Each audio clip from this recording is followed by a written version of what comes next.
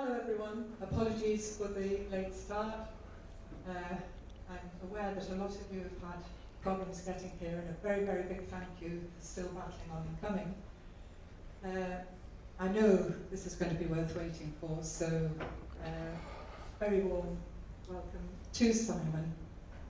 I couldn't believe it when he said that he would be able to actually come in November. I was expecting to have to wait sometime at the end of next year.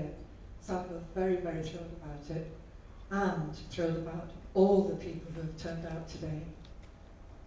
I don't think Simon needs much introduction. I don't know what he's going to talk about, but whatever it is, it'll be amazing.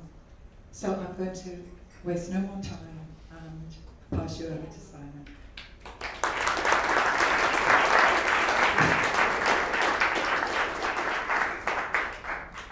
Thank you very much. Yes, I'm aware a number of us have had some real difficulties getting here today. The one-way system, the Christmas shoppers, diversion routes, no parking. I think if you live here, you know where to park, and if you're like me and you just come here to do the shopping from time to time, it is quite difficult, although it is a lovely place. All right, so first of all, thank you, the organisers, for inviting me. I'm very happy to be here. Thank you to everybody who's made that sterling effort to get here.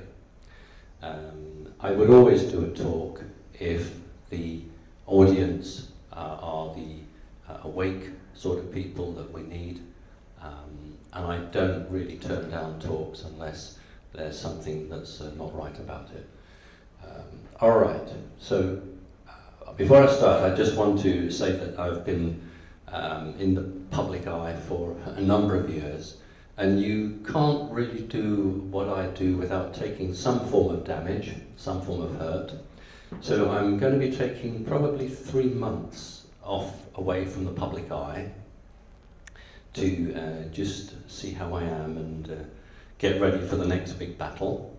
And I think a couple of thanks are probably around. Thanks to everyone at Connecting Consciousness who are working so hard, all the organisers and all the ordinary members. It's really important that we keep that going. And a big thank you to Rebecca, who has been so supportive and helpful over the last few years. A very big thank you to her. Right, now, as it's nearly Christmas, I thought that what we would do, we would have a talk that looks to the future, what the positive points will be and some of the more challenging points. But I thought we'd also have a look at why we got to this point. A number of speakers talk about some very interesting subjects which maybe happened 10, 15, 20, 30 years ago. And in its own place, that's very important. But what we all need is up-to-date information, information that's occurring while we're speaking, while we're thinking what's going to be happening now, next week, next month, etc. But that's not to say that we can't learn from the past. And in order to understand what's happened and what is unfolding, we need to get a grasp on what's brought us to this point. Because even researchers in the ufology or the industry fail to grasp some of the most important links that have brought us to this point, and you can learn the future from the past. Right, I'm not on Wi-Fi today. I'm all wired up. It is digital, but it's cabling, so I've got to be careful I don't trip over. I've got someone to press the button for me because it's not on remote. Not yet. But what's good about that is I've got a couple of slides and we're going to talk about Wi-Fi and the danger of Wi-Fi. Not Wi-Fi itself, but what can be tagged along to Wi-Fi. So that's quite helpful. All right, could we start now? Thank you. So the first point I put up was the greatest dangers to humanity. And I'm asking the question of you, what are they? So can you just put your hands up and tell me what you believe the greatest dangers facing humanity are? Just humanity itself, okay? Chip in the hand. Chips, right, good one. Just your own ignorance is killing you. Okay, so that's great, humanity, yeah. Vaccines. Vaccines, good. Fear, good. Yes, good. Money system. Yeah, good. Another one, go on. Two more. Ego and other extra-dimensional ET entities coming in as a power vacuum. Okay, they're both good. Gentleman back. Satanism. Yes, very good. Okay, thank you. Oh, I'll take one more. Go on. Ignorance. Ignorance. It's very telling when I address a group of awake and spiritual people, as you all are, that you are able to say that humanity has a number of traits which either can be used against itself or just naturally do that. The elements that others have raised are only possible, or could only become possible, if humanity allows that. So I must bear that in mind. So thank you for identifying some of the key points. Please, next one. We all know what the New World Order is, but we don't always know what the agenda is. When we go on the websites, we see lots and lots of articles about New World Order and the same things being rehashed. There are some very well written items, but generally speaking, they are either disinformation or they're inaccurate. Remember that the New World Order is not our order. It's not what we want. It's what a group of idealistic people, in their own way, what they believe is the right way forward. And ever since 1776, it's been publicly put forward. Prior to that, it was very covert. So we're looking at an agenda. Who can tell me some of the agenda items for this Kabbalistic group? Okay. Depopulation. Depopulation, really good. Agenda 21, linking into that. Very good indeed. So we've got depopulation and Agenda 21. Some two good points. What else might the New World Order want from us? One world government. Yes. And who would be head of that one world government? Anybody know? Yeah? I'd say the Queen or the Rothschilds. Right. They would want a figurehead. Who might be the figurehead for the New World Order? Fantastic. I haven't got any presents today. Those of you who see me know I generally give them out, but had I have a present, you would have got one. The problem that we have is that religion is deeply rooted, and religion in itself is not wrong. It is the way it's controlled and organised by men. Yes, men. And that means they needed a figurehead. And you know, of course, that the Pope has recently been to America, been to what they call the Lawmakers Building, and given a speech. And we should all ask, why would the Pope, who doesn't speak for the Muslims or the Jews or the Hindus, and only speaks for one part of the Christian faith, why would he be going not to the United Nations, but to the government Centre for America and making a world speech? So we need to understand that the Pope is designed to play a very important part in the New World Order. But that isn't the subject that perhaps would really interest us at the moment. Can we have the next one, please? Right, we talked about that, brought the good point up on the first table. Ever since the 1950s, there have been rumours that the satanic elite wish to kill off anything from 50% to 75% of the population. And why is that? Well, one of the points here is that they love the planet. Don't get this wrong. These people love a rainbow. They love the forest, just as you do. They love to see the animals running free. What they don't like is to see anybody else enjoying it. So they want the planet for themselves without having to bother about anybody else.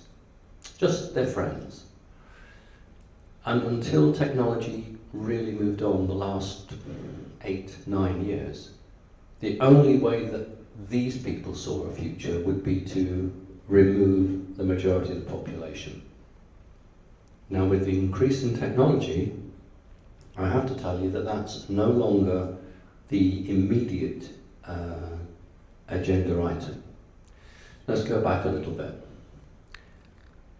As this talk develops, you're going to understand what the greatest threat facing me, you, and every other living creature on this planet who is not part of this psychopathic group. And we talk about artificial intelligence. The main thing that people hook on is reptilians. If you talk about reptilians, you get reams and reams and reams of text on the subject. When you talk about AI, then people begin to look around and get confused. Let's go right back to the days of the Industrial Revolution.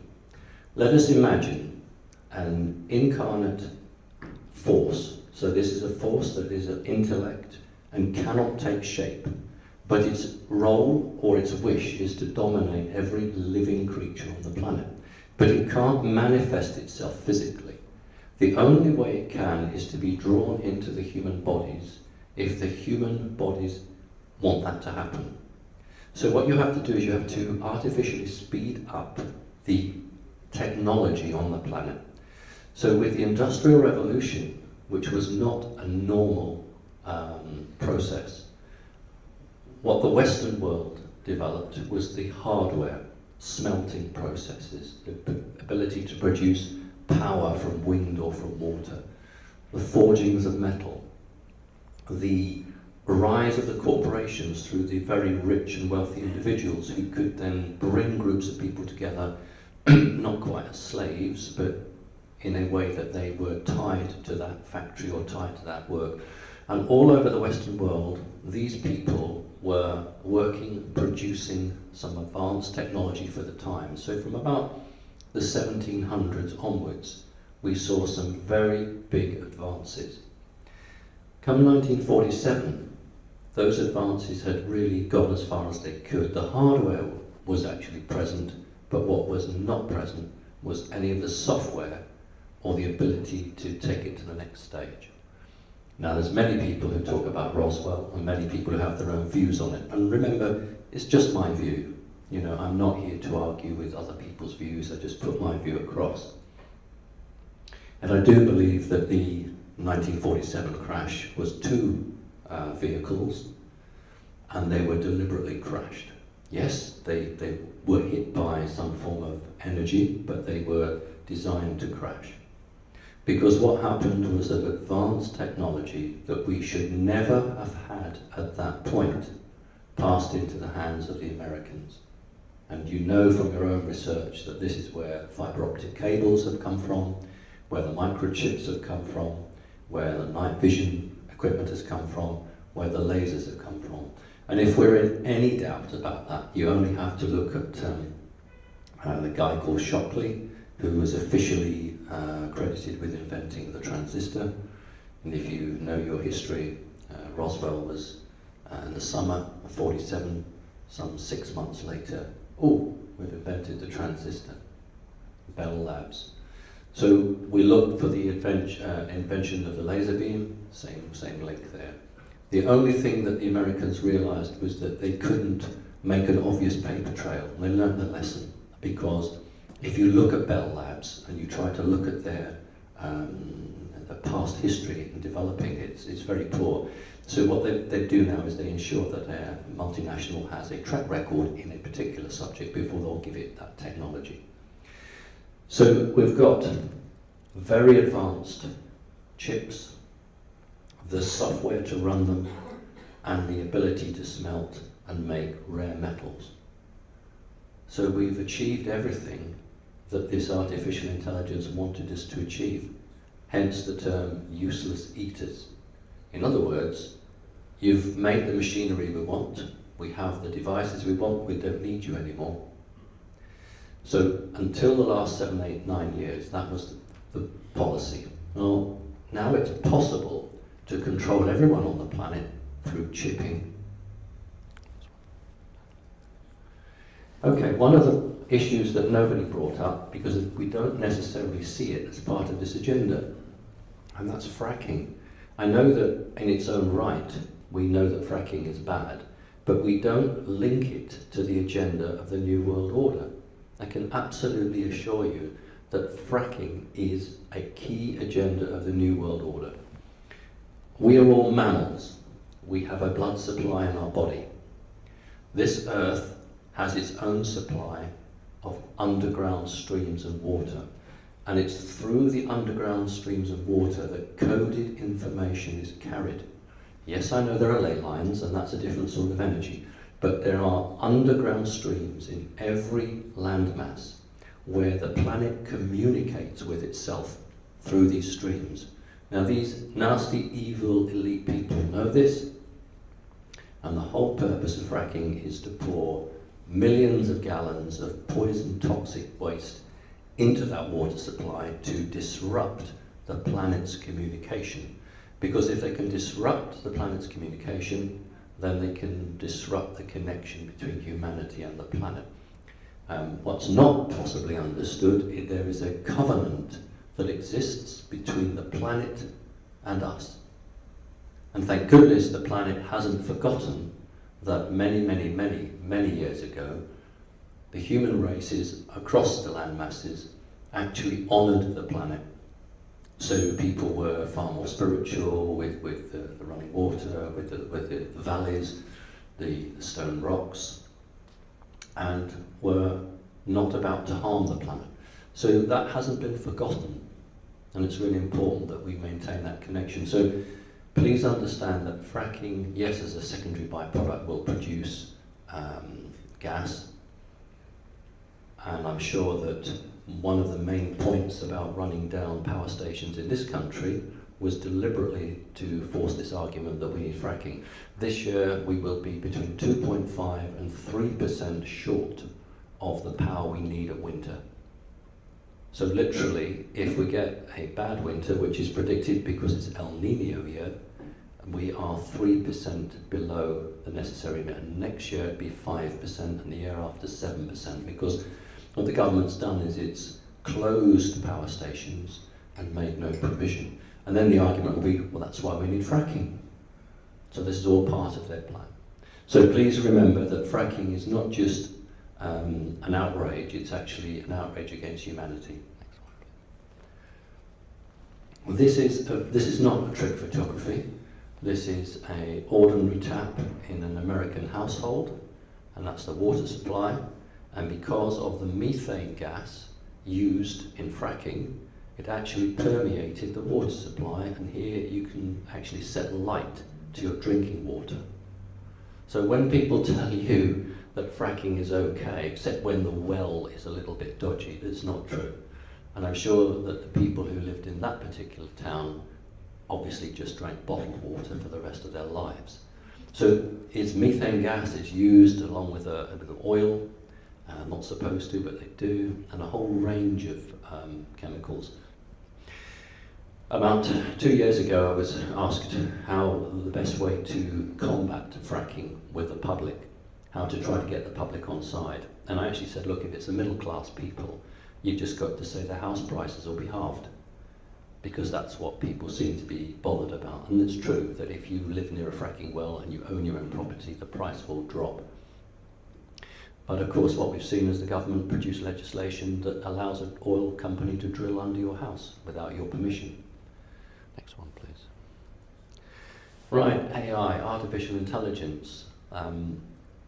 It's like a big game of chess, but like any computer, AI has one failing, which is it can't anticipate humans' change. For instance, on Monday morning you may say, well, I think I'm going to go to the shops. Then Monday afternoon, no, I don't think I will. Then Monday evening, oh, I think I will. It's very hard for AI to predict that. So what their elite have been doing is trying to build computers that can learn from our decisions. In other words, a predictive computer. That's what we're going to be talking about a little bit. Okay. Who mentioned chemtrails? Thank you. I know many of us know about chemtrails. They have reduced. There's probably a 50% reduction across the country at the moment. An elite group, it's always 12, isn't it? But an elite group of half human and half something else, who control the black budgets from the Western world. Each of these individuals They have different names like guardians or parents or grandparents. They actually authorise and sign off each year or each 6 months the coming period.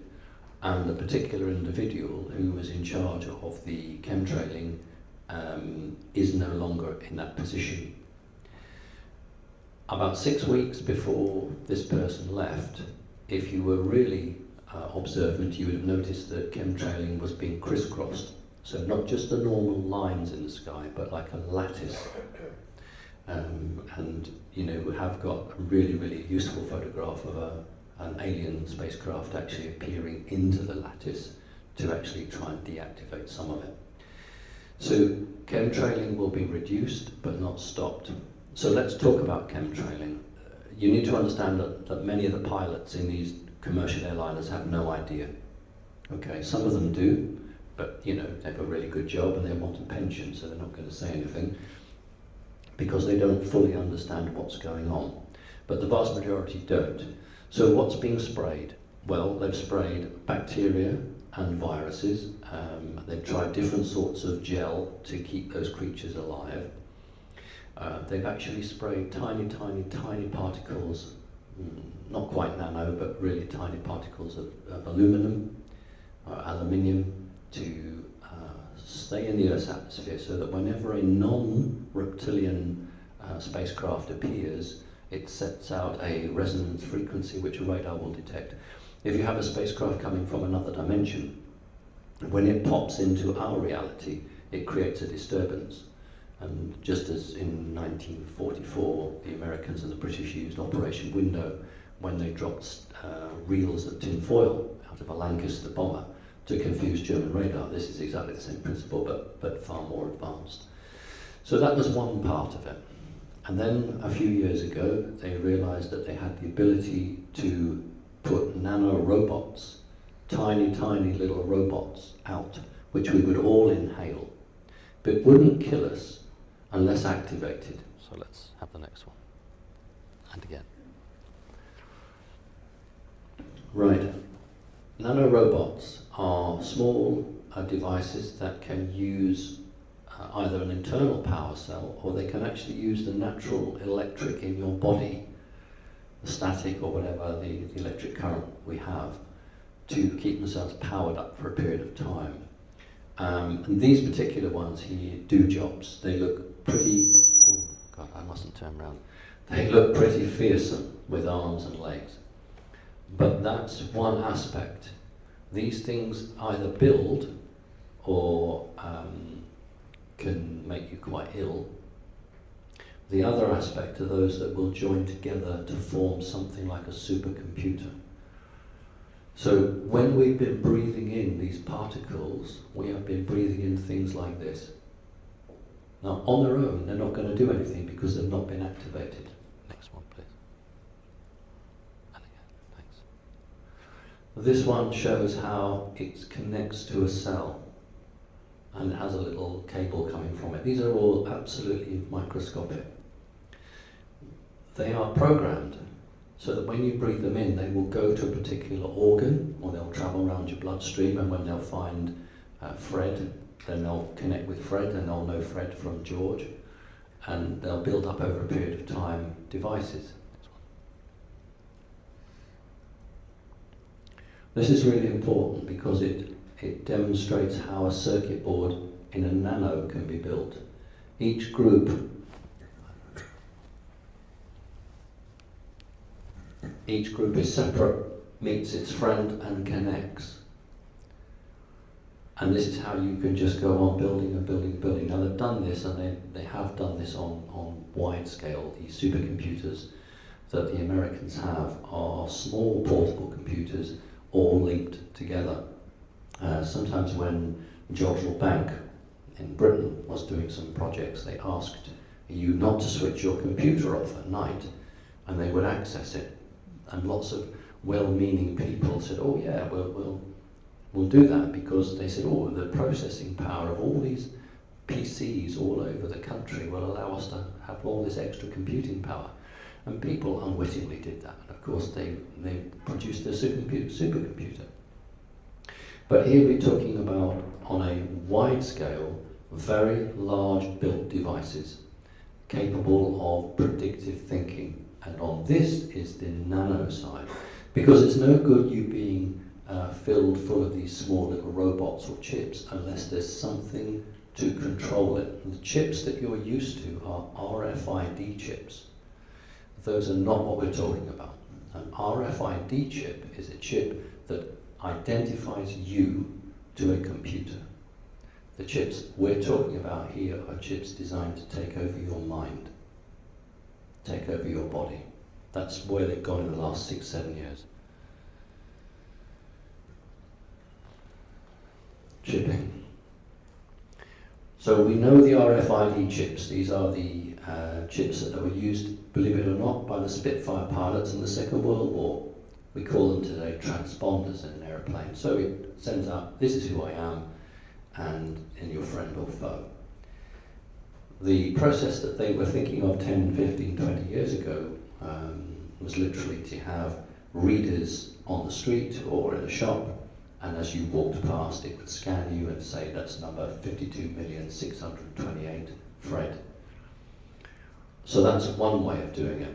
The other way is to say, okay, well, you don't need a bank card anymore, so we're going to put the chip in your hand and you can have all your bank account details on your hand, and through that they would then control your money supply.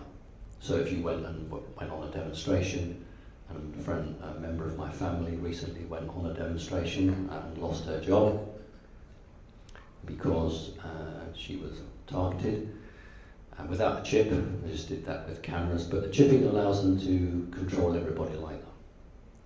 Next one. Right, press it again for me. That gives you an idea of the size required. So we're looking at about 1 inch. This is the sort of chip that you would have to have as it stands to control everything else that you might have in your body. Now, how on earth would you have that? Why would you have that? So this is not what we're thinking. When we're thinking chips, we're thinking the traditional grain of rice. But this is the controlling chip. Okay, next one, please. Thankfully, some people are aware, although it's very muted because 2 to 3, 4, 5 years ago, the Americans ran a very expensive advertising campaign on cable television where actors were telling the public just how good it was to be chipped. And the usual point was, well, I can open the garage doors without leaving my house. I can turn the heating off when I'm at work. I can do this, that, and the other. But we've seen some very nasty, nasty actions since the Pope made the New World Order speech last month in America. You'll know, I'm sure, that in Australia, from January of next year, if you wish to claim unemployment benefit, you will have to be vaccinated. If you wish to claim old age pension, you will have to be vaccinated. And all children, all babies are to be vaccinated from January of next year. Now this appears on a document at the very highest level in America, and yet, as always, they let the Australians trial it first. Interestingly, in Norway, in the main city of Oslo, they are bringing out a forced policy of inoculating all children. And so a number of parents are literally moving out of that city. So it's being trialled. And once they see how it works there, then they're going to try and push it into America and Britain. And, you know, parents don't want their children chipped. I have no problem with a cat or a dog being chipped. But, you know, that plays a role if that animal is lost and recovered. The chipping in you is not designed for that. And one of the adverts that I had this privilege of watching was an actor saying, well, if a terrorist attacks the school and my children get lost, then the police can scan all the children they find and I can have my child returned to me. You'd have to be an actor to say that, wouldn't you? Okay. next one. Right, you press the button again, please. That is cutting edge chip. You know the one that we saw where we're being flexible with? They can't go ahead and put that in you. They can put that in you. So that is a real photograph, it's not a trick. That is the controlling chip. Because the nano chips that are pushed out in chemtrails are far smaller than that. That is your controlling chip. Thank you. One more. The other possibility was on a skin graft, where it was actually flexible like that. That's one of the reasons that tattoos over the last 5 to 7 years have been pushed, and why they have such demonic shapes. Some of the styles which we see on a lot of the science fiction television programs are being copied through into tattoo marks. And people don't realise it, they just think they look really exciting and really good. The whole object is another arm to see whether we can go down this road, as they would say, and put these chips on. But these can be removed, that's the point. If you suddenly realise what's going on, then you could actually get rid of that. Next one. Does anybody know what transhumanization is? One of the noirs of Ray Kurzweil's basically heading towards a singularity, so basically wiring everybody up so that you are a controlled unit within a supercomputer, and therefore are ultimately controlled by that. Very much like so. Thank you, that was really good. I'm just going to sort of paraphrase that a little bit. Transhumanism is an agenda from the same crazy people that we've been talking about, who are following orders from their disincarnate master to control people. And the best way to control people isn't to point a gun at them, it isn't to pass a law through Parliament, it's actually to start to change you so that you lose your humanity. That's the whole point about this, because this artificial intelligence isn't flesh and blood. It's not organic, it doesn't understand us. But it does understand that it can sell an idea which appears to be benevolent, and that once we become part machine and part human, then we will make a choice as to whether we wish to remain human or become fully machine. And through many science fiction films and through many very far-seeing writers, this topic has come up. So we're going to talk about transhumanism because it's a term you are going to meet very much in the next coming 12 months. Next one. Do you know what that sign is? There was an article in my local paper where the police and crime commissioner was saying that she was very distressed that half of the population of the town I live in didn't know what the non-emergency number for the police was. And in the same way, most people haven't a clue what this is. It's about being hidden in plain sight and then going live with it. This is the symbol that you will see. If they get their way, this is the symbol for transhumanism. Okay, so this is a sign that we'll start seeing going up in hospitals and private places. Okay.